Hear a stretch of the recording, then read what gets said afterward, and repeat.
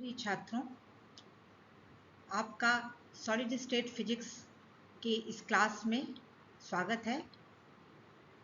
ये जो lecture series है ये सॉलिड स्टेट फिजिक्स पर आधारित है और ये एनईपी के अंतर्गत बीएससी 5th सेमेस्टर में जो कोर्स लागू किया गया है सॉलिड स्टेट फिजिक्स, उसकी पूरे कोर्स को ये लेक्चर सीरीज़ कवर करेगा।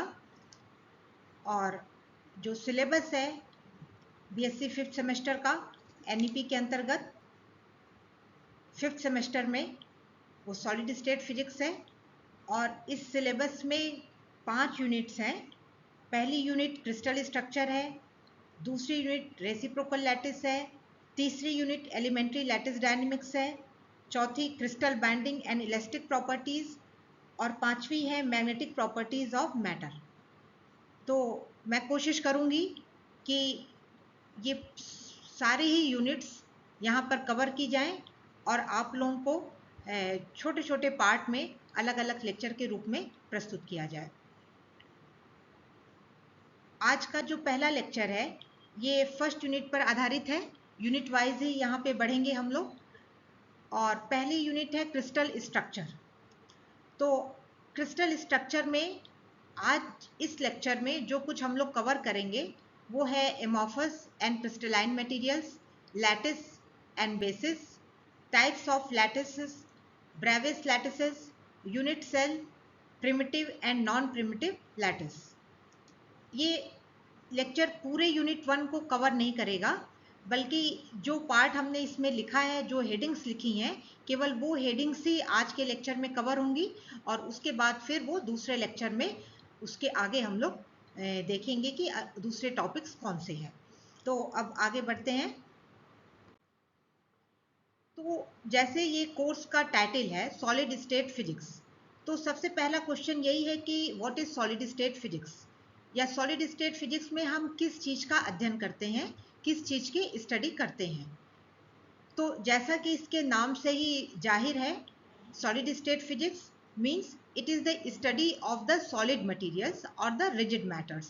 तो जो भी सॉलिड मटेरियल्स हैं, जैसे मेटल्स हैं, एलॉयज हैं, सेमीकंडक्टर्स हैं, या और भी जितने भी तरह के सॉलिड मटेरियल्स होते हैं, उनके बारे में यहाँ पे स्टडी की जाती है। ये फिजिक्स का एक ऐसा ब्रांच है जिसमें सॉलिड्स के बारे में स्टडी की जाती है। तो सॉलिड्स के बारे में हम क्या क्या स्टडी करेंगे, जैसे उसका स्ट्रक्चर क्या होगा, उसके स्ट्रक्चर का शेप क्या होगा, उसकी प्रॉपर्टीज़ क्या होंगी। तो इन सारी चीज़ों को सॉलिड स्टेट फिजिक्स में यहाँ पढ़ा जाता है। अब सॉलिड स्टेट फिजिक्स में ही एक और सब ब्रांच है जिसे हम क्रिस्टलोग्राफी कहते हैं। तो क्रिस्टलोग्राफी क्या है? क्रिस्टलोग्राफी के भी नाम से आपको पता ही चल रहा होगा कि ये crystallography means something about the crystal. जो क्रिस्टल के बारे में कुछ बताता है उसको हम क्रिस्टलोग्राफी कहते हैं। तो क्रिस्टलोग्राफी भी सॉलिड स्टेट फिजिक्स का ही एक सब ब्रांच है जो क्रिस्टल्स के स्ट्रक्चर के बारे में, उसके शेप के बारे में और उसके रिलेटेड प्रॉपर्टीज़ के बारे में डिस्कस करते हैं क्रिस्टलोग्राफी में। अब देखिए, सॉलिड स्टेट फिजिक्स में हम लोग सॉलिड के बारे में बात करते हैं। तो सॉलिड मटेरियल जरूरी नहीं है कि जितने भी सॉलिड मटेरियल हैं वो सारे के सारे क्रिस्टल ही हों, बल्कि उसमें से कुछ मटेरियल क्रिस्टल होते हैं। तो इसलिए वो मटेरियल जो क्रिस्टल है उनका क्रिस्टल स्ट्रक्चर क्या है, मेनली क्रिस्टल स्ट्रक्चर पे ये क्रिस्टलोग्राफी फोकस होता है और क्रिस्टल स्ट्रक्चर से रिलेटेड जो प्रॉपर्टीज होती हैं उन पे फोकस होता है। तो क्रिस्टलोग्राफी में हम क्रिस्टल के बारे में चर्चा करते हैं और मेनली हम इसमें क्रिस्टल स्ट्रक्चर के बारे में चर्चा करते हैं। अब देखते हैं कि व्हाट इज क्रिस्टल, क्रिस्टल को हम कैसे डिफाइन करेंगे। तो जैसा कि आप लोगों को पता ही होगा कि हर एक जो मटेरियल है वो किसी न किसी छोटे छोटे पार्टिकल से मिलके बना होता है। और वो जो छोटे छोटे पार्टिकल हैं, अगर हम उसके और डीप में जाएं, उसके फंडामेंटल स्टेट पे जाएं, तो वो पार्टिकल्स क्या होते हैं? वो पार्टिकल्स होते हैं, एटम्स हो सकता है, आयंस हो सकते हैं, या ग्रुप ऑफ एटम्स या ग्रुप ऑफ आयंस हो सकते हैं। मीन्स वो मॉलिक्यूल्स भी हो सकते हैं। तो एटम्स हो सकते हैं, आयंस हो सकते हैं, या मॉलिक्यूल्स हो सकते हैं। तो इस तरह के जो बेसिक स्ट्रक्चर हैं, उन बेसिक स्ट्रक्चर्स को अरेंज करने से हमें एक बड़ा स्ट्रक्चर मिलता है जिसको हम सॉलिड कहते हैं। अब ये जो बेसिक स्ट्रक्चर है वो कई तरह से अरेंज हो सकते हैं। अगर ये एटम्स या आयंस या molecules, if they are arranged in a regular manner, in a periodic manner, in the 3 dimensions, then this structure is known as the crystal. तो क्रिस्टल क्या हुआ? क्रिस्टल एटम्स, आयंस या मॉलिक्यूल्स का एक ऐसा arrangement है जो पीरियोडिक मैनर में अरेंज हो। पीरियोडिक मतलब कि जो बार बार रिपीट होता हो। जैसे अगर एक जगह मान लीजिए कोई एटम है, तो और वो अगर 1 एंगस्ट्रॉम के बाद दूसरा एटम है, तो फिर 1 एंगस्ट्रॉम के बाद फिर एक और एटम होगा। तो पूरे क्रिस्टल स्ट्रक्चर में वो जो एटम होगा या आयन होगा या मॉलिक्यूल होगा, वो एक पीरियोडिक मैनर में बार बार रिपीट होगा।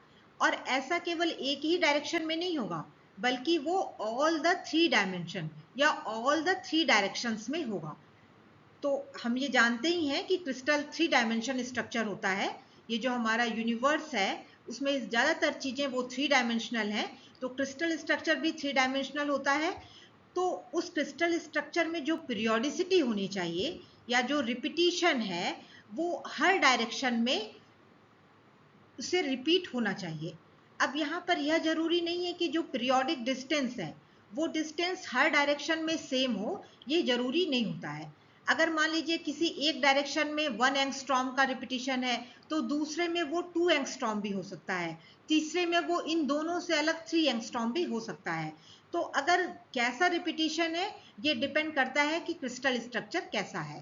तो कुल मिला के हम ये कह सकते हैं कि क्रिस्टल मतलब एक ऐसी संरचना है, एक ऐसा स्ट्रक्चर है जिसमें एटम्स, आयंस या मॉलिक्यूल्स या ग्रुप ऑफ आयंस ये पीरियोडिक मैनर में अरेंज होते हैं, जिसमें पीरियोडिसिटी बराबर होती है। पूरे क्रिस्टल स्ट्रक्चर में पीरियोडिक डिस्टेंस मेंटेन रहेगा, वो बराबर रहेगा, और ऐसी पीरियोडिसिटी तीनों डायमेंशन में होनी चाहिए। तो इस तरह का जो भी स्ट्रक्चर होता है उसे हम क्रिस्टल कहते हैं।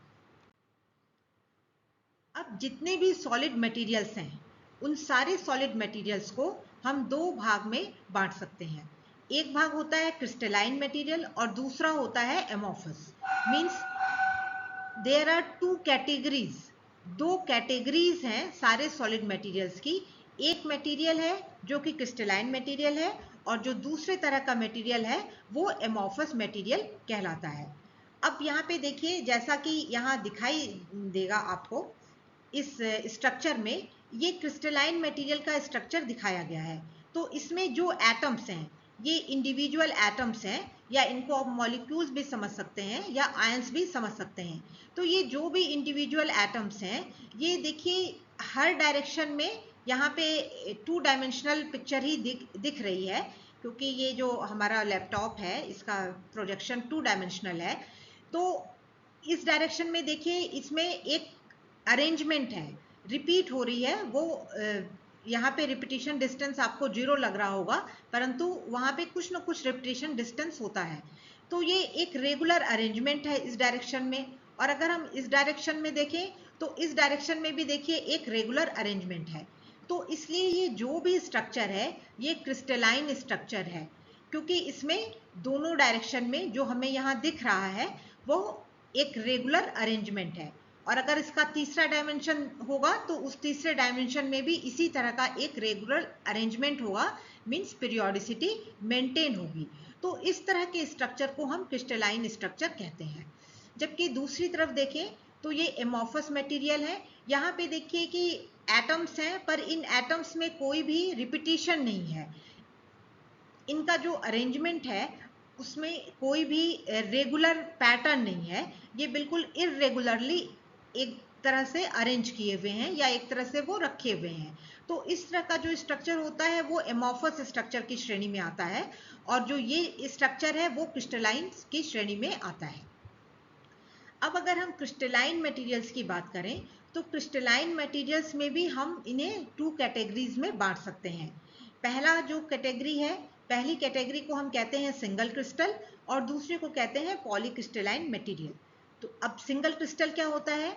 सिंगल क्रिस्टल का आशय यह है कि जो क्रिस्टल जितना भी बड़ा होगा उसके पूरे स्ट्रक्चर में पीरियोडिसिटी मेंटेन रहेगी from one end to another end, from one end to another end in all the three directions. तो जैसा कि आप यहाँ स्ट्रक्चर में देख सकते हैं कि ये जो एक टुकड़ा है, अगर हम इसे क्रिस्टल कहें तो इस टुकड़े में इस एंड से लेकर के इस एंड तक सेम पीरियोडिसिटी है, और वैसे ही अगर दूसरे डायरेक्शन में देखें तो यहाँ भी इस एंड से लेके इस एंड तक सेम पीरियोडिसिटी है। तो इस तरह का स्ट्रक्चर जिसमें through out the crystal periodicity is maintained in a regular manner in all the three directions, so such type of crystal is known as single crystal. तो ऐसे स्ट्रक्चर को हम सिंगल क्रिस्टल की श्रेणी में रखते हैं। अब आते हैं पॉलीक्रिस्टलाइन की तरफ। तो इसमें और इसमें आपको फर्क नजर आ रहा होगा। पॉली का मतलब होता है बहुत, एक से ज्यादा, उसको हम पॉली कहते हैं। तो यहाँ पे आप देख सकते हैं कि ये जो स्ट्रक्चर है, यह स्ट्रक्चर कई टुकड़ों में विभाजित है, और इसमें हर एक टुकड़े में या हर एक पोर्शन में जो पीरियोडिसिटी है वो मेंटेन है। परंतु जब हम एक पोर्शन से दूसरे पोर्शन में जाते हैं तो वहां पे बाउंड्री पे पीरियोडिसिटी डिस्टर्ब हो जाती है। तो ऐसे मटेरियल को हम पॉलीक्रिस्टलाइन कहते हैं। Polycrystalline means it is the collection of single crystals. हम ऐसा कह सकते हैं कि जो पॉलीक्रिस्टलाइन मटेरियल्स होते हैं वो सिंगल क्रिस्टल के को इकट्ठा करने से बन जाते हैं। कई सिंगल क्रिस्टल को इकट्ठा करने से पॉलीक्रिस्टलाइन मटेरियल बनते हैं। तो अब इनमें और इनमें अंतर आपको समझ में आ रहा होगा कि सिंगल क्रिस्टल में जो पीरियोडिसिटी है वो एक एंड से दूसरे एंड तक मेंटेन रहती है, जबकि पॉलीक्रिस्टलाइन मटेरियल में पीरियोडिसिटी चेंज हो जाती है। मतलब कि एक भाग में तो वो पीरियोडिक है, तो ये वाला जो पोर्शन है ये एक सिंगल क्रिस्टल है, वैसे ही ये वाला जो पोर्शन है वो भी सिंगल क्रिस्टल है, ये पोर्शन भी सिंगल क्रिस्टल है। लेकिन जब हम एक पोर्शन से दूसरे पोर्शन में जाते हैं, या यूं कहें कि एक सिंगल क्रिस्टल से दूसरे सिंगल क्रिस्टल में जाते हैं, तो उसकी बाउंड्री पे पीरियोडिसिटी मेंटेन नहीं रहती है। तो इसलिए इसे हम कहते हैं it is the collection of many single crystals and such materials are known as polycrystalline materials. तो इस यूनिवर्स में ज़्यादातर जो मटेरियल होते हैं, ज़्यादातर जो क्रिस्टलाइन मटेरियल होते हैं वो पॉलीक्रिस्टलाइन नेचर में होते हैं, क्योंकि एक बड़ा सिंगल क्रिस्टल ग्रो करना बहुत ही मुश्किल होता है। जब भी क्रिस्टल ग्रो होता है तो कुछ समय तक उसकी पीरियोडिसिटी मेंटेन रहती है, लेकिन थोड़ा सा बड़ा होने के बाद फिर उसमें कुछ डिस्टर्बेंस आ जाता है, कुछ फॉल्ट आ जाता है, और वो फिर एक अलग तरह से या अलग डायरेक्शन में ग्रो करने लगता है। तो इसलिए वो पॉलीक्रिस्टलाइन मटेरियल बन जाता है। अब ये जो पॉलीक्रिस्टलाइन मटेरियल है, इन पॉलीक्रिस्टलाइन मटेरियल में जो अलग अलग पोर्शंस हैं इनको हम ग्रेन कहते हैं। मीन्स ये एक ग्रेन है, ये दूसरा ग्रेन है और ये तीसरा ग्रेन है, और इन ग्रेन्स के बीच की जो बाउंड्री होती है उसे हम ग्रेन बाउंड्री कहते हैं। तो polycrystalline material is the collection of many grains, and grains means grains is a single crystal. तो इस तरह से हम सॉलिड मटेरियल को पहले क्रिस्टलाइन और एमॉर्फस में बांटते हैं, क्रिस्टलाइन एंड एमॉर्फस, और उसके बाद क्रिस्टलाइन मटेरियल को हम सिंगल क्रिस्टल और पॉलीक्रिस्टलाइन मटेरियल में बांट देते हैं। What is polycrystalline material? अब what is the difference between the single crystal and polycrystalline material? इसको हम एक और तरीके से समझेंगे, और वो तरीका है ordering, range of the order. Order means कि जो पीरियोडिसिटी है उसका ऑर्डर कैसा है। तो अगर सिंगल क्रिस्टल है तो उसमें लॉन्ग रेंज ऑर्डर होता है, means the periodicity persist throughout the crystal. जैसे आप इसको देखें तो ये एक सिंगल क्रिस्टल है, और सिंगल क्रिस्टल में क्या है कि इस एंड से लेके इस एंड तक वो जो भी पीरियोडिसिटी है वो पूरी तरह मेंटेन है, और ऐसा ही हर डायरेक्शन में है, इस डायरेक्शन में भी है, इस डायरेक्शन में भी है, और जो तीसरा डायमेंशन होगा उसमें भी पीरियोडिसिटी मेंटेन रहेगी। तो इसका मतलब कि जो ऑर्डरिंग है that ordering is long range, क्योंकि ordering persist throughout the crystal. तो ऐसी ऑर्डरिंग को भी हम लॉन्ग रेंज ऑर्डरिंग कहते हैं, लॉन्ग रेंज ऑर्डरिंग, और ये सिंगल क्रिस्टल में होता है। जबकि पॉलीक्रिस्टलाइन मटेरियल में ऑर्डरिंग डिस्टर्ब हो जाती है, एक छोटे से एरिया में या एक छोटे से पोर्शन में देयर इज ऑर्डरिंग, जैसे इसमें आप देख सकते हैं कि ये जो पोर्शन है, ये पोर्शन बिल्कुल एक सिंगल क्रिस्टल है, इसमें ऑर्डरिंग मेंटेन है, या कि जो पीरियोडिसिटी है वो मेंटेन है, लेकिन जैसे ही हम इस पोर्शन से दूसरे पोर्शन में जाएंगे वो पीरियोडिसिटी डिस्टर्ब हो जाएगी। तो और फिर इस पोर्शन से हम दूसरे पोर्शन में जाएंगे तो फिर पीरियोडिसिटी डिस्टर्ब होगी। लेकिन अगर हम उस पोर्शन के अंदर देखें तो हमें वो परफेक्टली पीरियोडिक लगता है। इसका मतलब कि इसमें शॉर्ट रेंज ऑर्डर है, कुछ दूर तक ऑर्डरिंग है, फिर ऑर्डरिंग डिस्टर्ब हो गई, और फिर ऑर्डरिंग है, फिर ऑर्डरिंग डिस्टर्ब हो गई, फिर ऑर्डरिंग होगी, और फिर वो डिस्टर्ब हो जाएगी।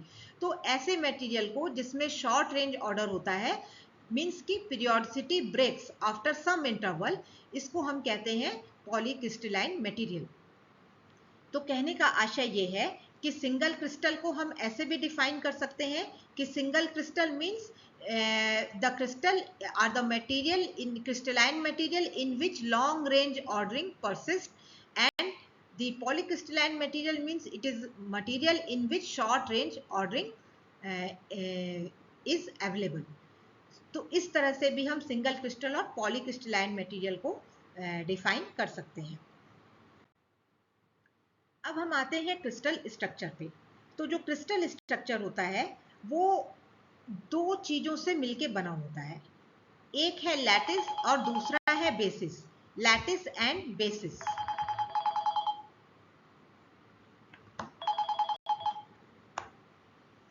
Lattice and basis.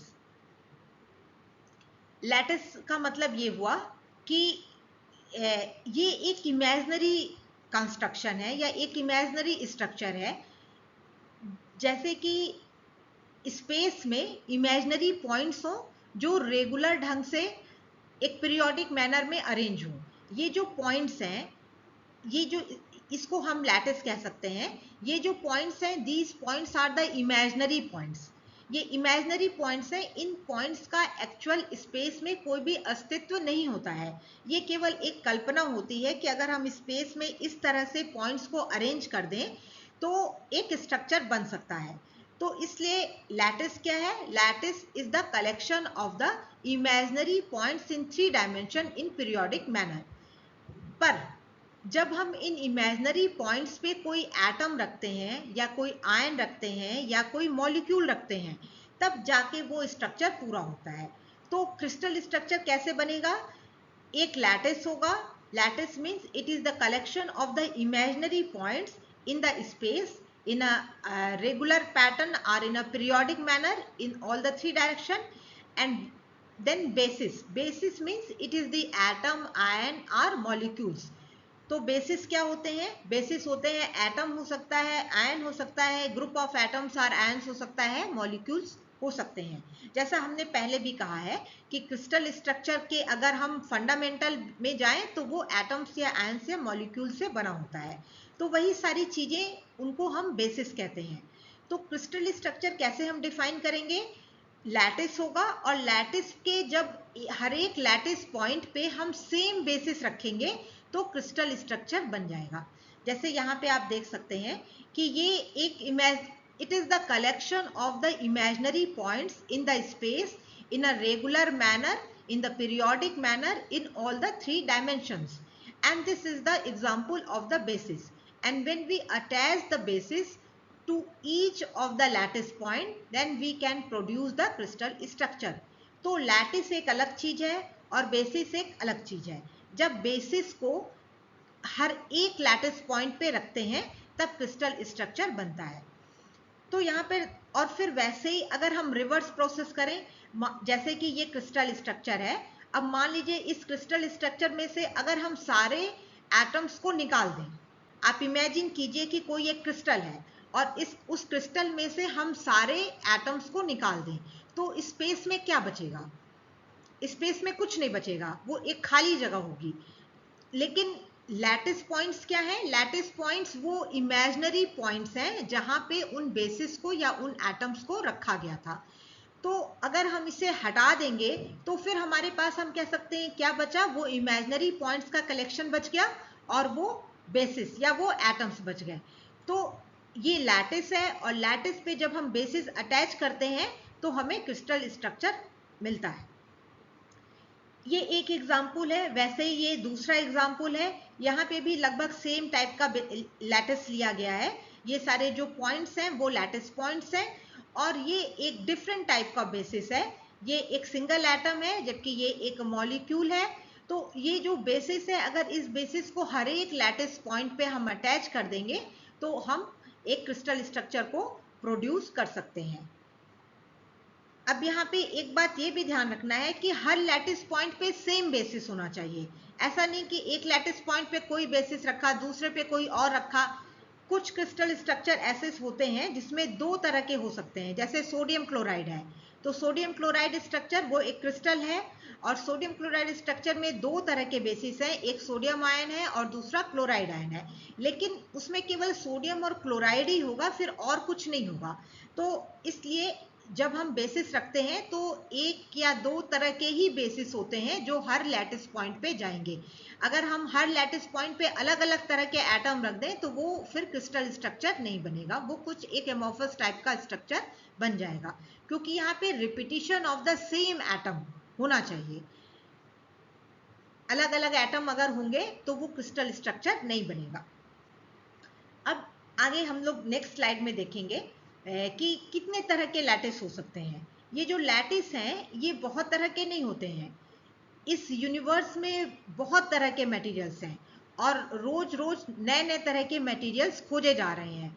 उनको उनका उनकी उनको सिंथेसाइज किया जा रहा है, मतलब कि लैब में बनाया जा रहा है। तो इतने सारे मटेरियल्स हैं, लेकिन आपको जान करके आश्चर्य होगा कि ये जो सारे इतने सारे क्रिस्टल्स हैं, इतने सारे क्रिस्टलाइन मटेरियल्स हैं, इनका स्ट्रक्चर केवल 14 तरह का ही हो सकता है। ये जो इमेजिनरी स्ट्रक्चर है जिसको हम लैटिस कहते हैं, ये केवल 14 तरह के ही हो सकते हैं। और उन 14 तरह के स्ट्रक्चर में हम अलग अलग तरह के बेसिस को अटैच करके बहुत सारे क्रिस्टल स्ट्रक्चर बनाते हैं। तो जो लैटिस है वो केवल 14 तरह का है, लेकिन बेसिस बहुत तरह के हैं। बेसिस हर दिन नए नए तरह के बेसिस हो सकते हैं। अब यहाँ पर एक क्वेश्चन और भी उठता है कि अगर सेम बेसिस है तो क्या हम उसे हर 14 तरह के लैटिस में क्या रख सकते हैं? तो नहीं रख सकते हैं। एक कोई एटम है या एक कोई मटेरियल है तो वो किस तरह का क्रिस्टल स्ट्रक्चर लेगा, ये उसकी इंट्रिंसिक प्रॉपर्टी होती है। जैसे सोडियम क्लोराइड स्ट्रक्चर है तो वो एफसीसी स्ट्रक्चर होता है।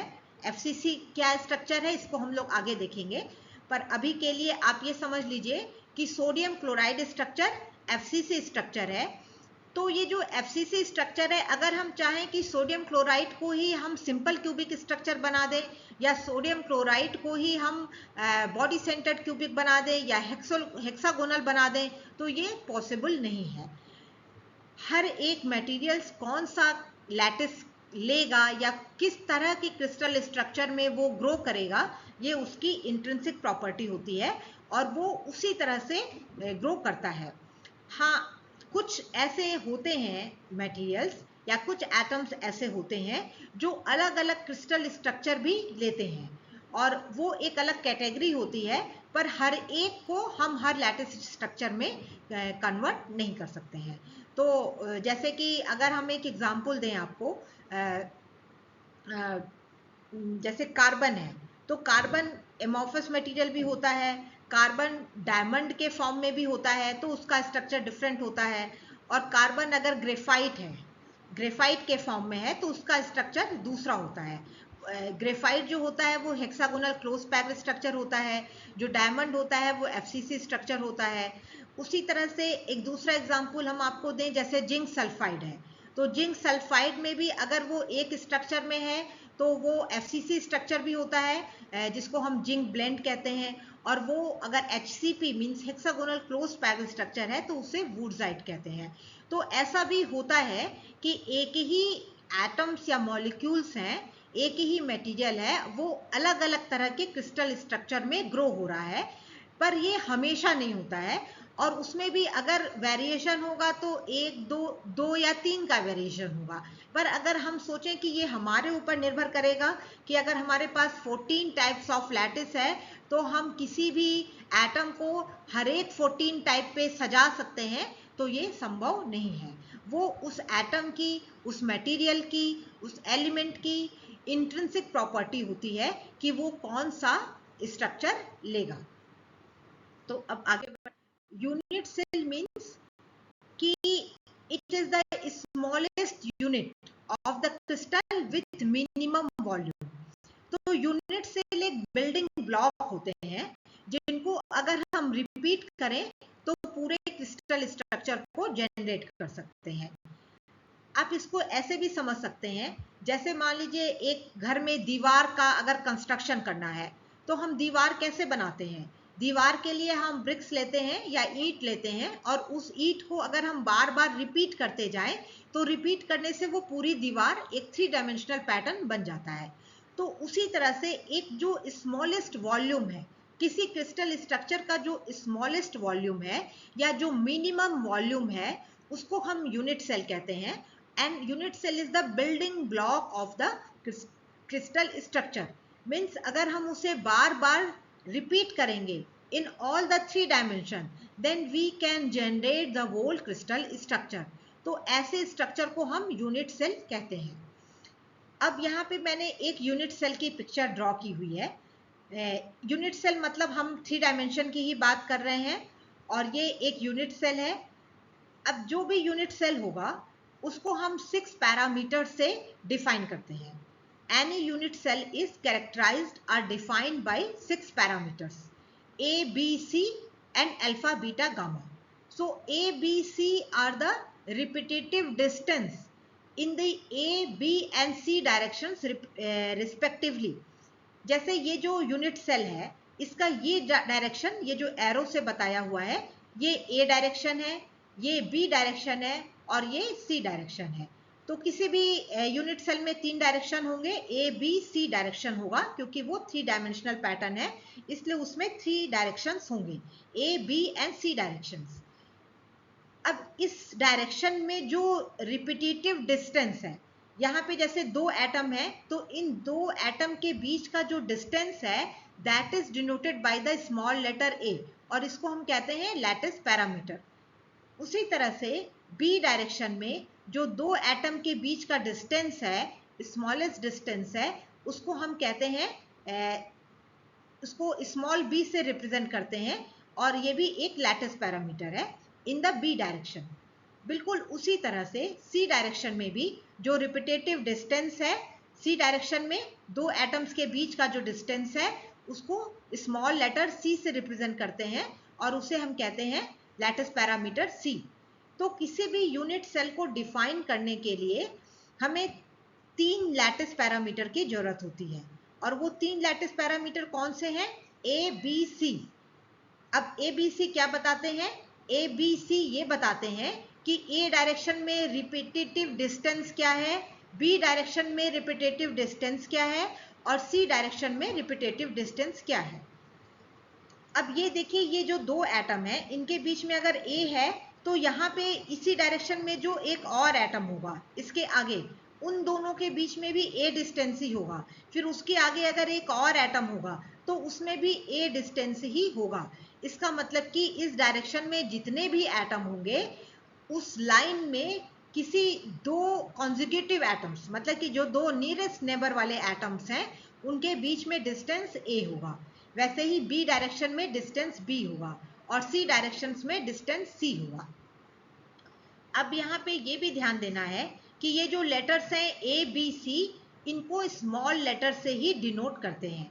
ये एक इंटरनेशनल पैटर्न है, इंटरनेशनल नोटिफिकेशन है क्रिस्टलोग्राफी का, कि जो लैटिस पैरामीटर्स होंगे उनको A, B, C से डिनोट करेंगे और उसको स्मॉल लेटर से ही डिनोट करते हैं। तो 3 ये पैरामीटर हो गए जो कि लैटिस पैरामीटर हैं, और चूंकि ये लैटिस पैरामीटर है means it is the distance, तो इसकी जो यूनिट होगी वो डिस्टेंस की यूनिट होगी, मतलब कि एंगस्ट्रॉम होगा, क्योंकि क्रिस्टल स्ट्रक्चर में जनरली एंगस्ट्रॉम होता है। तो वो एंगस्ट्रॉम, एक एंगस्ट्रॉम मतलब 10⁻⁻10 मीटर। तो जनरली इसकी जो यूनिट होती है वो एंगस्ट्रॉम में डिनोट की जाती है। उसके बाद जो दूसरे 3 और पैरामीटर्स हैं वो अल्फा, बीटा, गामा है। ये अल्फा, बीटा, गामा क्या है? अल्फा, बीटा, गामा एंगल को डिनोट करता है। अल्फा मतलब कि angle between B and C axis, मतलब कि ये वाली एक्सिस, ये जो बी और सी के बीच में जो एंगल होगा उसको अल्फा कहते हैं। फिर बीटा किसे कहेंगे? बीटा कहेंगे ए और सी, ए और सी के बीच में जो एंगल है उसको बीटा कहेंगे। और गामा किसे कहेंगे? गामा कहेंगे ए और बी के बीच में जो एंगल है वो गामा होगा। अभी आपको इस स्ट्रक्चर में जो मैंने यहाँ पे ड्रॉ किया है यूनिट सेल, यहाँ पे आपको ऐसा लग रहा होगा कि ये 90 डिग्री है, और पर हमेशा जरूरी नहीं है कि 90 डिग्री हो। यहाँ पे जो हमने ड्रॉ किया है उसमें ये एंगल बी और सी के बीच में, मतलब अल्फा एंगल 90 डिग्री है, और यहाँ पे भी ये एंगल 90 तो नहीं है, थोड़ा सा डिफरेंट है। पर जरूरी नहीं है कि अल्फा बीटा गामा 90 डिग्री हो, इनकी कुछ भी वैल्यू हो सकती है। उनकी क्या वैल्यू होगी, ए बी सी की क्या वैल्यू होगी, ये डिपेंड करता है कि वो जो 14 टाइप ऑफ लैटिस है उनमें से कौन सा लैटिस की हम बात कर रहे हैं। तो उसे हम अभी आगे नेक्स्ट स्लाइड में देखेंगे। तो फिलहाल आप ये समझिए कि जब भी हम किसी यूनिट सेल को डिफाइन करते हैं तो देन वी नीड 6 पैरामीटर्स, हमें 6 पैरामीटर की जरूरत होती है, और वो है ए बी सी और अल्फा बीटा गामा। और ए बी सी को हमेशा हम स्मॉल लेटर से ही डिनोट करते हैं, और अल्फा बीटा गामा से, एंगल को हमेशा हम अल्फा बीटा गामा से ही डिनोट करेंगे। अब यहाँ पर हमने कुछ और चीजें लिखी हैं, जैसे A phase, B phase, C phase. तो ये तो आपको समझ में आ रहा होगा कि अगर कोई भी 3 डायमेंशनल पैटर्न है, यूनिट सेल है, तो उसमें 6 फेस होगा। मतलब ये फ्रंट फेस हो गया, उसका जो अपोजिट या पैरेलल है वो बैक हो गया, फिर एक साइड फेस ये हो गया, दूसरा साइड ये हो गया, एक बॉटम हो गया, और ये टॉप हो गया। तो ये हमेशा पैरेलल में होते हैं। और इस तरह का जब हम एक बड़े क्रिस्टल स्ट्रक्चर की बात करेंगे तो ये यूनिट सेल रिपीट होती जाएगी। तो आप थोड़ा इमेजिन कीजिए कि अगर ये यूनिट सेल रिपीट हो रही है, मतलब अगर हम इसी यूनिट सेल के ऊपर कई कई यूनिट सेल रख दें, तो एक सरफेस ये होगा, फिर एक सरफेस ये होगा, फिर उसके ऊपर एक सरफेस होगा, और फिर उसके ऊपर एक सरफेस होगा। उसी तरह से इस डायरेक्शन में देखें तो ये वाला एक फेस है, फिर ये वाला एक फेस है, फिर उसी के पैरेलल में एक दूसरा फेस होगा, फिर उसी के पैरेलल में ढेर सारे फेस होंगे, और इसी तरह से तीनों डायरेक्शन में ढेर सारे फेस होते हैं। तो ए फेस हम किसे कहते हैं? जो ए एक्सिस के परपेंडिकुलर है। ए एक्सिस के परपेंडिकुलर कौन सा है? ये जो फ्रंट फेस है ये ए एक्सिस के परपेंडिकुलर है, तो इसलिए इसको हम ए फेस कहेंगे। और इसके पैरेलल जितने भी फेस हैं उन सारे फेस को हम ए फेस ही कहते हैं। तो ये वाला भी ए फेस हुआ, क्योंकि ये भी ए डायरेक्शन के परपेंडिकुलर है। उसी तरह से जो ये दूसरा फेस है ये किसके परपेंडिकुलर है? ये बी एक्सिस के परपेंडिकुलर है, इसलिए इस फेस को हम कहते हैं बी फेस, और इस फेस को भी कहेंगे बी फेस, और ऐसे जितने भी फेस होंगे उनको हम बी फेस कहेंगे। अब आइए सी फेस पे। तो सी फेस मतलब कि सी एक्सिस के जो परपेंडिकुलर है। तो कौन है परपेंडिकुलर? ये वाला, ये जो टॉप और ये जो बॉटम है ये सी एक्सिस के परपेंडिकुलर है, इसलिए इसको हम सी फेस कहते हैं। और ऐसे ढेर सारे फेस वहां भी होंगे। अब जो इंटरनेशनल नोटेशन है क्रिस्टलोग्राफी का, उसमें फेस को हम कैपिटल लेटर से डिनोट करते हैं। मतलब A face, B face, C face को कैपिटल लेटर से डिनोट करेंगे, और लैटिस पैरामीटर्स को हम small letter A B C से डिनोट करते हैं। तो ये एक यूनिट सेल के बारे में हमने आपको बताया विस्तार से। अब यहाँ पे देखिए एक दूसरा क्रिस्टल स्ट्रक्चर बना हुआ है। इस क्रिस्टल स्ट्रक्चर में ये एक बड़ा क्रिस्टल स्ट्रक्चर है और उसमें से यूनिट सेल को अलग किया गया है। तो इसी यूनिट सेल के रिपीटिशन से देखिए ये क्रिस्टल स्ट्रक्चर बना है। और इसमें कितने यूनिट सेल हैं? जो क्रिस्टल स्ट्रक्चर यहाँ पे दिखाया गया है, यहाँ पे 1 2 3 4 और फिर वैसे ही 4 ऊपर है, मतलब 8 यूनिट सेल हैं इस क्रिस्टल स्ट्रक्चर में जो यहाँ पे शो किया गया है। तो हम कह सकते हैं कि अगर इस यूनिट सेल को रिपीट किया जाए in all the 3 directions, then we can produce such type of the crystal structure. तो इसको हम इस तरह से यूनिट सेल को समझ सकते हैं। ने आपको बताया था कि ये जो लैटिस होते हैं ये 14 टाइप के होते हैं, जिनको हम ब्रेवियस लैटिस कहते हैं। परंतु 14 टाइप पे जाने के पहले हम आते हैं क्रिस्टल क्लास पे। तो जो क्रिस्टल क्लास है या जो यूनिट सेल है, वो यूनिट सेल कितने तरह के हो सकते हैं? वो केवल 7 type of the crystal class होती है। तो फिर से आपको आश्चर्य हो सकता है कि इस इतने बड़े यूनिवर्स में जहाँ ढेरों मटेरियल हैं और रोज रोज नए नए मटेरियल सिंथेसाइज किए जा रहे हैं, वहाँ पे जो क्रिस्टल क्लास है मतलब केवल 7 तरह के ही क्रिस्टल होते हैं। और वो 7 तरह के क्रिस्टल कौन कौन से होते हैं वो इस टेबल में लिखा हुआ है।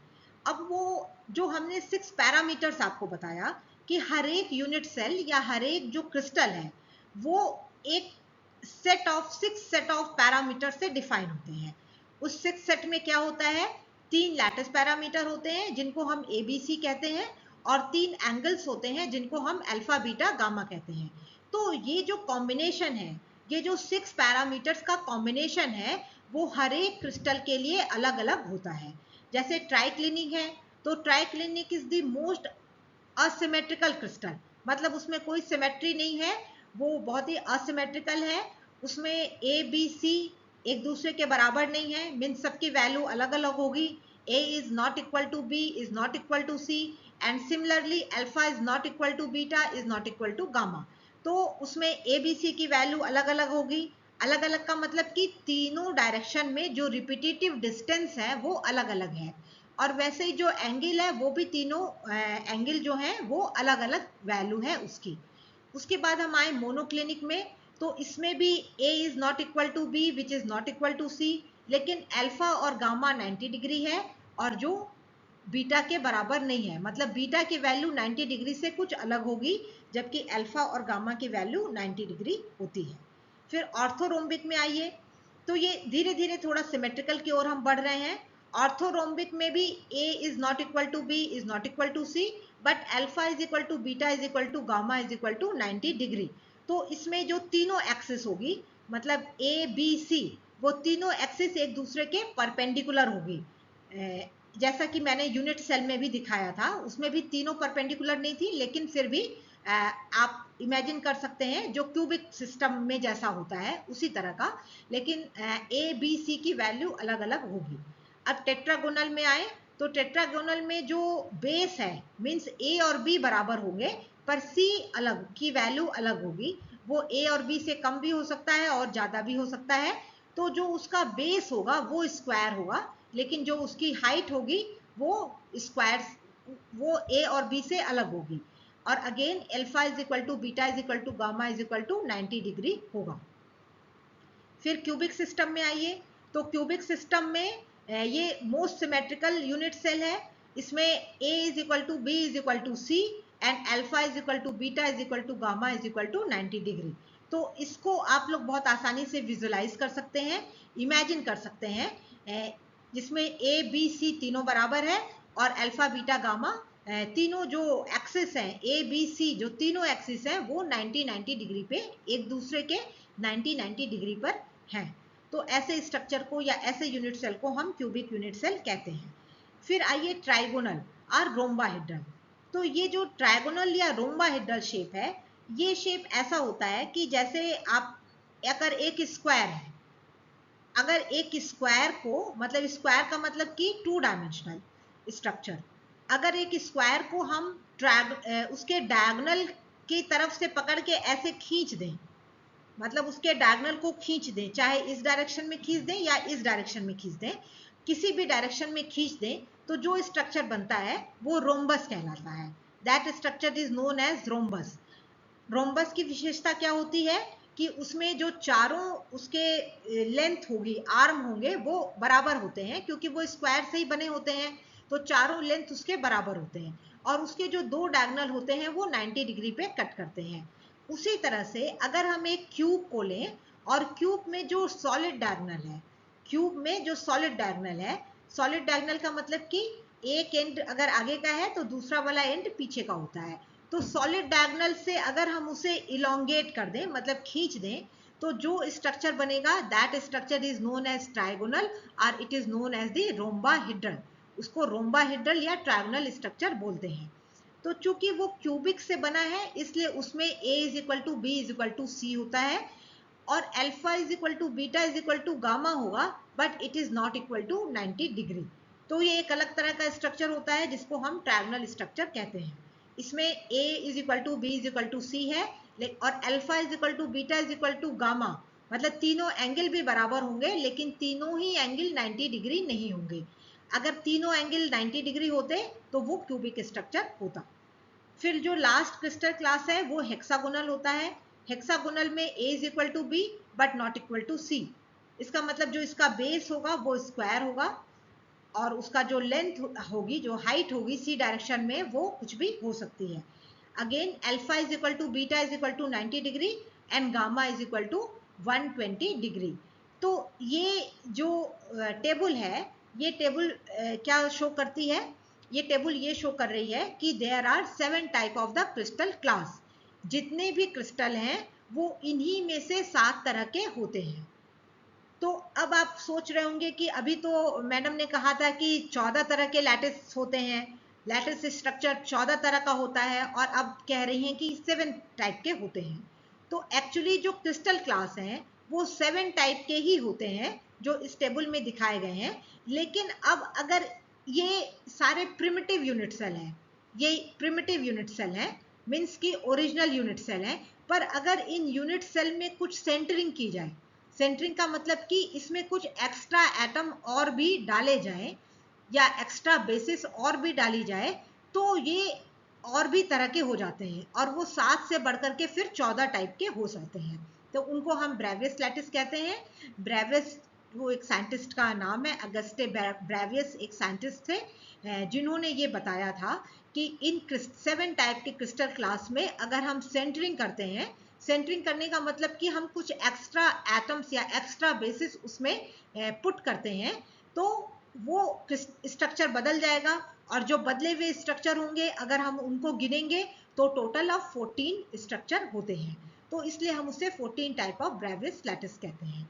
तो अब हम देखेंगे आगे की स्लाइड्स में कि how can we generate 14 type of the Bravais lattice. उनको हम इस 7 क्रिस्टल क्लास से कैसे हम 14 type of the Bravais lattice को प्रोड्यूस कर सकते हैं। पढ़ने के पहले यहाँ पर एक पिक्चर दिखाई गई है।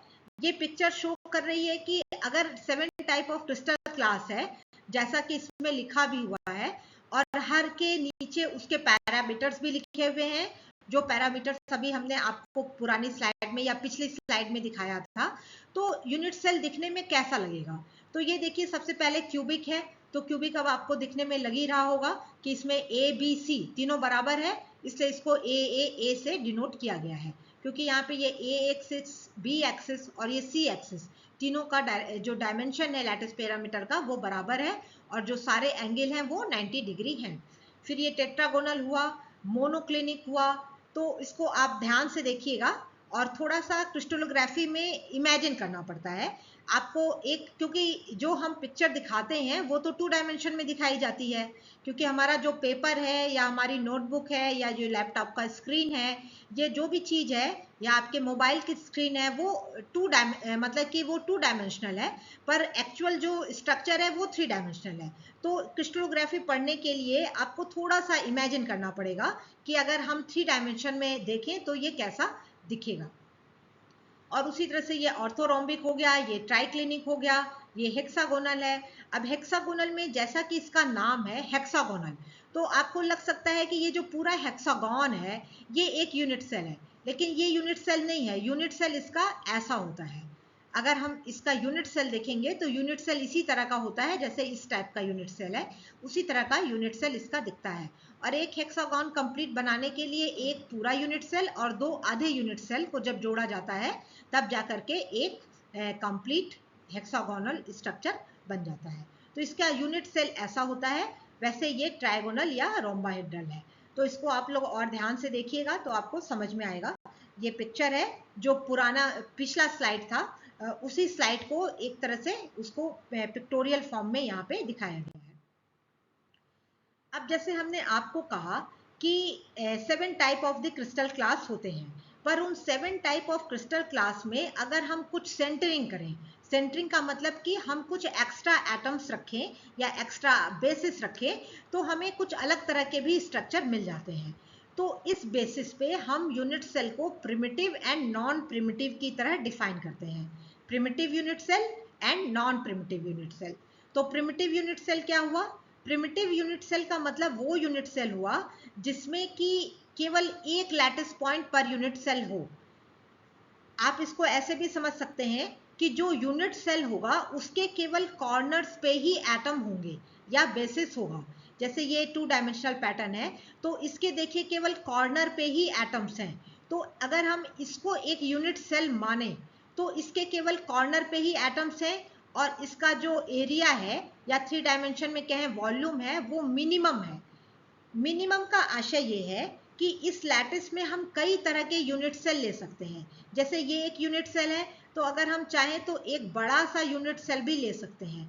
अगर हम इस यूनिट सेल को रिपीट करेंगे तो भी ये स्ट्रक्चर बन जाएगा। पर ये जो यूनिट सेल अगर हम बड़ा सा लेंगे तो वो प्रिमिटिव नहीं होगा, वो स्मॉलेस्ट वॉल्यूम उसका नहीं होगा। तो इसलिए स्मॉलेस्ट वॉल्यूम का जो होता है उसको हम प्रिमिटिव यूनिट सेल कहते हैं। और वो कैसा होता है कि उसके केवल कॉर्नर पे ही एटम्स होते हैं। लेकिन अगर हम एक दूसरा यूनिट सेल इस तरह का यहाँ पे कंसिडर करें तो इस यूनिट सेल में आप देखिए कि कॉर्नर पे भी एटम्स हैं और एक सेंटर में भी एटम है। तो ऐसे यूनिट सेल को हम कहते हैं नॉन प्रिमिटिव यूनिट सेल, क्योंकि यहाँ पे इस प्रिमिटिव यूनिट सेल में there is only one lattice point per unit cell, लेकिन इस नॉन प्रिमिटिव में there is more than 2 lattice point per unit cell. अब आपको लग रहा होगा कि यहाँ पे तो 4 एटम है या 4 लैटिस पॉइंट है और मैडम कह रही हैं कि केवल एक लैटिस पॉइंट है, तो ऐसा कैसे है? तो अब इसको अभी हम लोग और आगे देखेंगे कि अगर कोई कॉर्नर एटम होता है तो उसका कितना शेयर एक यूनिट सेल में आता है। इसको अभी हम लोग और ध्यान से देखेंगे तो आपको समझ में आएगा कि क्यों हम यहाँ पे कह रहे हैं कि 1 lattice point per unit cell.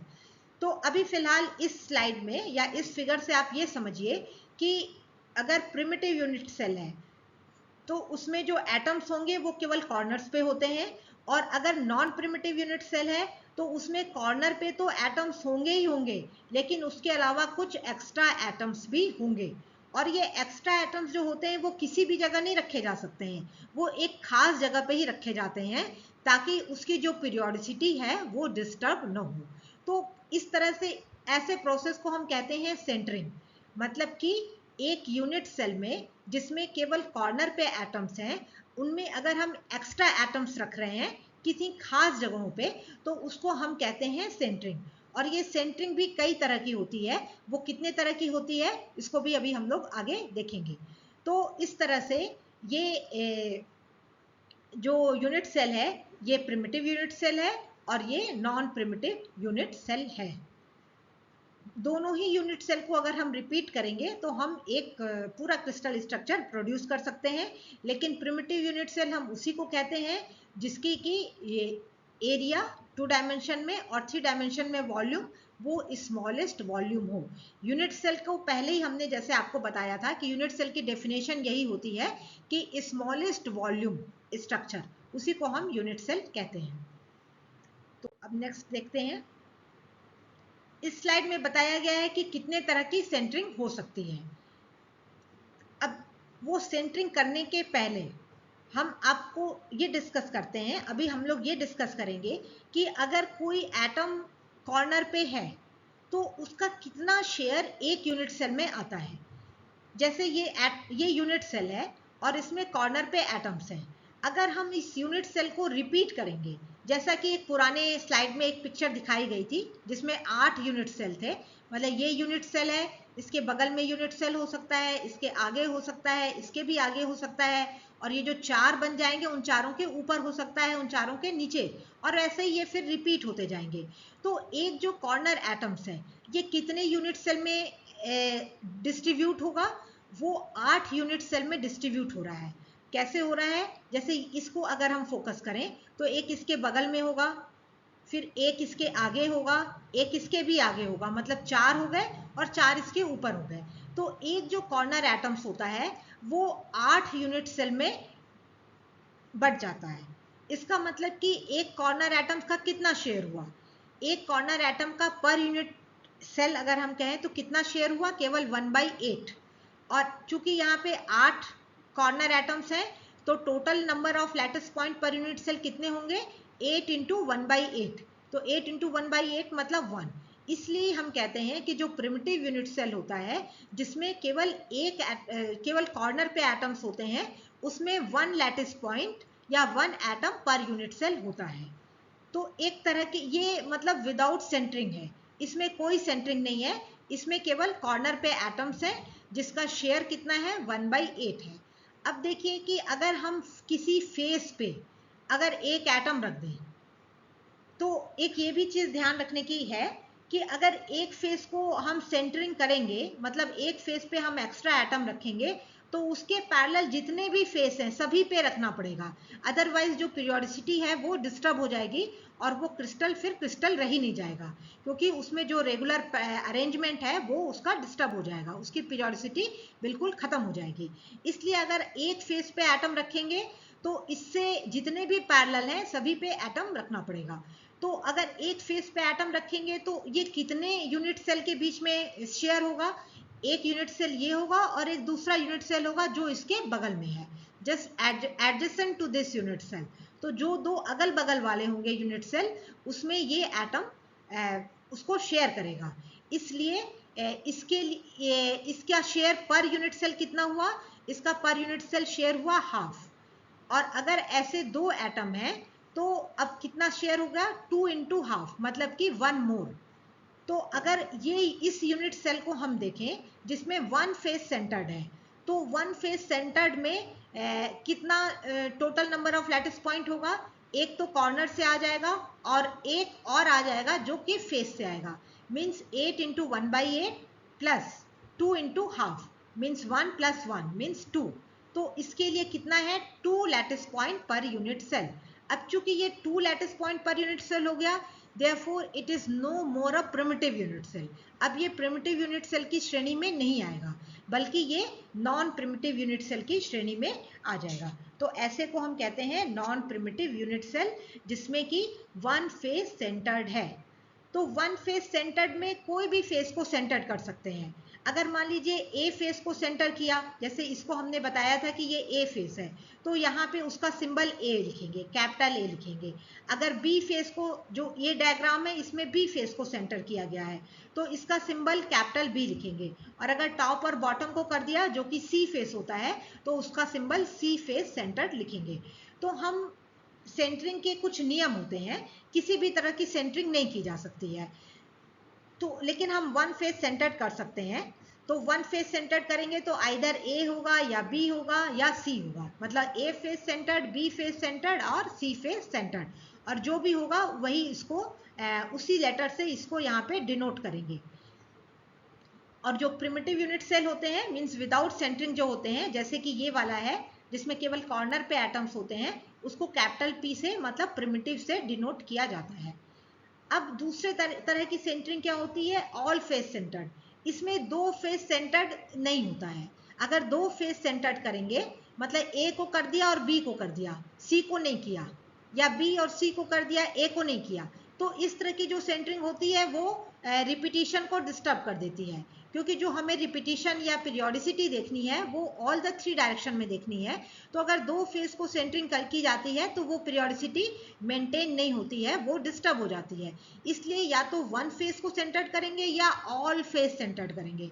All face centred मतलब कि दोनों ए को कर दिया, दोनों बी को कर दिया और दोनों सी को भी कर दिया, ऑल फेस सेंटर्ड। तो ऑल फेस सेंटर्ड में हमें अब कितना शेयर मिलेगा, 8 इंटू 1/8 फ्रॉम द कॉर्नर, और यहाँ से हमें मिलेगा 6 इंटू हाफ, मतलब 3 एटम्स बढ़ गए इसमें। तो एक कॉर्नर का शेयर है और 3 सेंटरिंग की वजह से बढ़ गए, तो 3 + 1 मतलब कि 4 लैटिस पॉइंट या 4 बेसिस पर यूनिट सेल हो गया। तो ऑल फेस सेंटर्ड को कैपिटल एफ से डिनोट किया जाता है। तो ये एक दूसरे तरह की सेंटरिंग है। और फिर तीसरे तरह की जो सेंटरिंग होती है वो बॉडी सेंटर्ड। बॉडी सेंटर्ड मतलब कि दोनों सॉलिड डायगोनल को अगर मिला दें तो उसका जो इंटरसेप्शन होगा, जहां पे वो दोनों सॉलिड डायगोनल कट करेंगे, the centre of the body, वहां पे अगर एक बेसिस को रखा जाए तो उसको हम बॉडी सेंटरिंग कहते हैं। तो अब जो बॉडी सेंटर्ड है, ये वाला आपको देखने से ही पता चल रहा होगा कि ये बिल्कुल यूनिट सेल के अंदर है, तो इसका कोई भी शेयर दूसरे यूनिट सेल को नहीं जाता है, इसलिए इसके लिए 1 एटम पर यूनिट सेल इसका कंट्रीब्यूशन होता है। तो इस तरह के स्ट्रक्चर में क्या कंट्रीब्यूशन हो गया या क्या lattice point per unit cell हो गया, 8 into 1/8 is equal to 1 from the corner atoms and plus 1 the whole share, पूरा का पूरा शेयर प्लस 1, तो 1 + 1 मतलब कि 2 lattice point per unit cell, और इसको कैपिटल आई से डिनोट करते हैं। तो ये तरीके होते हैं जो कि सेंटरिंग के तरीके हैं, मतलब कि हमारे पास 7 क्रिस्टल क्लास हैं, और 7 क्रिस्टल क्लास में जैसे अगर हम पहले पे जाएं, प्रीवियस लैटिस पे या प्रीवियस स्लाइड को अगर आप देखें तो प्रीवियस स्लाइड में क्या होता है कि प्रीवियस स्लाइड में हमने आपको एक क्रिस्टल स्ट्रक्चर दिखाया हुआ था, सारे मतलब 7 टाइप ऑफ क्रिस्टल क्लास के यूनिट सेल की पिक्चर बनी हुई थी। तो उन सारे पिक्चर में अगर हम इस तरह की सेंटरिंग करें तो 7 क्रिस्टल क्लास है और हमारे पास टोटल कितने तरीके हो गए, 4 तरीके हो गए। मतलब एक प्रिमिटिव है, एक 1 फेस सेंटर्ड है, दूसरा ऑल फेस सेंटर्ड है, और फिर बॉडी सेंटर्ड है। 1 फेस सेंटर्ड में भी देखिए 3 वेराइटी है, ए बी सी, तो 3 4 5 6, मतलब एक तरह से हमारे पास 6 तरह की सेंटरिंग है। और अगर हम उन 7 क्रिस्टल क्लास में 6 तरह की सेंटरिंग करें तो हम कह सकते हैं कि टोटल 42 टाइप के क्रिस्टल स्ट्रक्चर बन जाएंगे या 42 टाइप के लैटिस स्ट्रक्चर बन जाएंगे। लेकिन की जाती है तो बहुत सारे स्ट्रक्चर ऐसे होते हैं जो कि बिल्कुल सेम क्रिस्टल को ही बनाते हैं। मतलब अगर हमने सेंटरिंग कर भी दी तो भी जो नया क्रिस्टल स्ट्रक्चर बनेगा वो वैसा ही होगा जैसा कि पहला था। मतलब उसमें अंतर क्या आएगा, अंतर ये आ सकता है कि अगर पहले ए बी सी की वैल्यू मान लीजिए 1 एंगस्ट्रॉम थी, तो अब ए बी सी की वैल्यू ½ एंगस्ट्रॉम हो गई, मतलब वो छोटा हो गया या वो 1/4 हो गया। लेकिन जो उसके पैरामीटर्स या जो उनमें कॉम्बिनेशन है, that combination will remain as such. तो इसका मतलब कि अगर हम सेंटरिंग कर रहे हैं और हम कोई नया स्ट्रक्चर नहीं बना रहे हैं तो उस सेंटरिंग की हम गिनती नहीं करते हैं, उस सेंटरिंग का कोई भी मतलब नहीं है। या अगर हमने सेंटरिंग की और सेंटरिंग करने से उसके जो कॉम्बिनेशन है या जो उसकी पीरियोडिसिटी है वो डिस्टर्ब हो गई, या वो क्लास ही नहीं रह गया। जैसे अगर ट्राइक्लिनिक में हमने कोई सेंटरिंग की और वो अब ट्राइक्लिनिक रह ही नहीं गया, तो इस तरह की अगर जो सेंटरिंग होती है तो उसको भी फिर गिना नहीं जाता है। तो जो गिनने के बाद जो बचता है उस बचने में केवल यही है जो कि एक नए स्ट्रक्चर को प्रोड्यूस करते हैं। तो सब में देखिए प्रिमिटिव तो सब में ही होगा, यहाँ पे भी प्रिमिटिव लिखा होना चाहिए था पर ये गलती से छूट गया है। तो प्रिमिटिव तो देखिए सब में ही होगा, मतलब कि 7 तो वो 7 रहेंगे ही जो प्रीवियस थे, प्रिमिटिव थे। प्रिमिटिव का मतलब कि जिनमें केवल कॉर्नर पे एटम्स हैं और हमने कोई भी सेंटरिंग नहीं की है। सेंटरिंग नहीं की है इसका मतलब हमने कोई भी एक्स्ट्रा एटम नहीं रखा है। लेकिन जब हम एक्स्ट्रा एटम रखते हैं तो कुछ विशेष तरह के ही हैं जो कि एक नए स्ट्रक्चर को जन्म देते हैं या नए स्ट्रक्चर को बनाते हैं। तो ट्राइक्लिनिक में केवल प्रिमिटिव है, मोनोक्लिनिक में पी एंड सी है, ऑर्थोरोम्बिक में पी सी आई एफ, आई का मतलब बॉडी सेंटर्ड, एफ का मतलब ऑल फेस सेंटर्ड। फिर टेट्रागोनल में primitive and body centred, cubic में प्रिमिटिव है, बॉडी सेंटर्ड है एंड फेस सेंटर्ड है। ट्राइगोनल में प्रिमिटिव है और वैसे ही हेक्सागोनल में भी केवल प्रिमिटिव होगा। तो P मतलब यहाँ एक प्रकार का, नंबर ऑफ लैटिस मतलब कितने तरह के स्ट्रक्चर हो सकते हैं, तो ये केवल एक स्ट्रक्चर बना, यहाँ पे 2 तरह के स्ट्रक्चर बन जाएंगे, यहाँ पे 4 तरह के बन गए, यहाँ भी 2 तरह के स्ट्रक्चर बने हैं। 2 तरह के मतलब कि 2 अलग अलग तरह के स्ट्रक्चर बने हैं, यहाँ पे 3 तरह के हैं, यहाँ एक है, यहाँ भी एक है। तो अगर हम इन सबको टोटल कर दें तो total 14 type of the Bravais lattice हो जाएंगे। तो ये इनको हम ब्रेवियस लैटिस कहते हैं। इसका मतलब कि 7 टाइप ऑफ क्रिस्टल क्लास है और उन क्रिस्टल क्लास में जब हम सेंटरिंग करते हैं then we can produce few more crystal structure, few more new lattice structure or crystal structure, so that is known as the Bravais lattice। और Bravais क्यों कहते हैं, क्योंकि ये साइंटिस्ट का नाम था, अगस्टे ब्रेवियस एक साइंटिस्ट का नाम था, और उन्होंने ही ये डेरिवेशन किया था। उन्होंने ही ये बताया था कि इस यूनिवर्स में 14 टाइप ऑफ द लैटिस होते हैं और उनको उन्हीं के नाम पे इन्हें 14 type of the Bravais lattice कहा जाता है। तो अभी तक हम लोगों ने जो भी कुछ पढ़ा वो 3 डायमेंशन के बारे में पढ़ रहे थे। और एक्चुअली जो यूनिवर्स में जो स्ट्रक्चर होते हैं वो 3 डायमेंशनली स्ट्रक्चर होते हैं, क्योंकि वो जो हमारा यूनिवर्स है वो 3 डायमेंशनल है।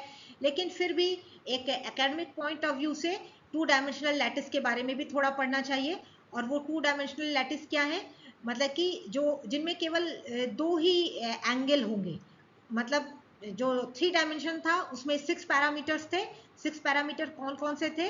3 lattice parameters A B C and 3 angles alpha beta gamma. लेकिन जब हम 2 डायमेंशनल लैटिस की बात करते हैं तो यहाँ पे केवल 3 पैरामीटर होंगे, ए एंड बी, वहां पे सी है ही नहीं, और the angle between A and B which is denoted by theta, यहाँ पे उसे थीटा से डिनोट किया गया है। तो केवल 3 पैरामीटर्स है, और उन 3 पैरामीटर्स के कॉम्बिनेशन से केवल 4-5 तरह के 2 डायमेंशनल लैटिस होते हैं। एक होता है स्क्वायर लैटिस। स्क्वायर लैटिस का मतलब कि a is equal to B and theta is equal to 90 degree, जिससे आप लोग बिल्कुल भली भांति परिचित हैं। फिर रेक्टेंगुलर लैटिस होगा। रेक्टेंगुलर लैटिस में a is not equal to b, दोनों जो आर्म होते हैं वो अलग अलग होते हैं, but theta is equal to 90 degree. और फिर तीसरा है पैरेललोग्राम और ऑब्लिक लैटिस, जिसमें a is equal to b होगा लेकिन theta is equal to 90 degree नहीं होगा। ठीक। और फिर है हेक्सागोनल लैटिस, जिसमें a is equal to b है और theta is equal to 60 degree है। फिर सेंटर्ड रेक्टेंगुलर और रोम्बिक, जिसमें a is not equal to b and theta is not equal to c 60 degree and theta is also not equal to 90 degree, तो उसको rhombic कहते हैं या centred rectangular कहते हैं। तो अब नेक्स्ट में हम लोग इसकी भी डायग्राम देखते हैं। यहाँ पे देखिए 2 डायमेंशनल लैटिस है और इस 2 डायमेंशनल लैटिस के यहाँ पे डायग्राम दिए हुए हैं, और वही सारी चीजें यहाँ पे पैरामीटर्स भी लिखे हुए हैं। यहाँ थीटा को गामा से डिनोट किया गया है, जैसे हम लोगों ने पहले 3 डायमेंशन के केस में ए और बी एक्सिस के बीच के एंगल को गामा से डिनोट किया था, तो यहाँ भी गामा से डिनोट किया गया है। तो ये स्क्वायर लैटिस हो गया, ए इज इक्वल टू बी, और ये एंगल उसके बीच में जो गामा है वो 90 डिग्री है। रेक्टेंगुलर लैटिस है जिसमें ए और बी बराबर नहीं होंगे, a is not equal to b but gamma is equal to 90 degree. और फिर ये ऑब्लिक है जिसमें a is not equal to B and gamma is also not equal to 90 degree. फिर ये हेक्सागोनल है जिसमें a is equal to B है and this angle is 60 degree, gamma is 60 degree. और ये एक सेंटर्ड रेक्टेंगल है। सेंटर्ड रेक्टेंगल जैसे यहाँ पे देखिए शो किया गया है कि ये रेक्टेंगल है और जिसको यहाँ पे सेंटरिंग कर दी गई है, इसके बॉडी सेंटर पे एक अलग से एक्स्ट्रा एटम है। तो ये इस तरह से आप इसको सेंटर्ड रेक्टेंगुलर समझ सकते हैं। और इसकी जो यूनिट सेल होगा वो इस तरह का यूनिट सेल बनेगा जिसमें a is equal to B है और गामा 60 डिग्री भी नहीं है, 90 डिग्री भी नहीं है, इसकी कोई और ही वैल्यू होगी। अगर ये 60 डिग्री हो जाएगा तो ये हेक्सागोनल हो जाएगा, और अगर ये 90 डिग्री होगा तो ये स्क्वायर हो जाएगा। और इसलिए ये 60 भी नहीं है और 90 भी नहीं है, तो ये एक अलग ही तरह के क्रिस्टल क्लास को या ब्रेवियस लैटिस को, 2 डायमेंशनल ब्रेवियस लैटिस को रिप्रेजेंट करेगा, जिसे रोम्बिक लैटिस कहा जाता है। तो आज के इस लेक्चर में हम लोगों ने पहली यूनिट को कवर किया है, और पहली यूनिट में पूरा पोर्शन नहीं कवर हुआ है। इसमें हम लोगों ने पढ़ा amorphous and crystalline material and then single crystal and polycrystalline material, फिर lattice and basis, type of the lattices and 14 type of the Bravais lattices, 7 type of the crystal class, unit cell, primitive unit cell, non-primitive unit cell, and the centering in the different type of the primitive unit cell, and on that basis we have derived the 14 type of the Bravais lattice. तो इसके बाद जो अब अगला lecture होगा उसमें हम लोग और आगे बढ़ेंगे और उसमें हम लोग सिमेट्री देखेंगे। सिमेट्री इसमें मेरे ख्याल से इस फर्स्ट यूनिट के लिए 3 लेक्चर होगा। ये पहला लेक्चर हो गया। दूसरा लेक्चर सिमेट्री पे फोकस्ड होगा जिसमें हम सिमेट्री एलिमेंट्स पढ़ेंगे, पॉइंट ग्रुप देखेंगे और स्पेस ग्रुप देखेंगे। और फिर जो इस फर्स्ट यूनिट का जो तीसरा लेक्चर होगा उसमें सिंपल क्रिस्टल स्ट्रक्चर पढ़ेंगे और उसके कुछ प्रॉपर्टीज देखेंगे और मिलर इंडिसेस को भी थर्ड लेक्चर में कंप्लीट करेंगे। So thank you very much.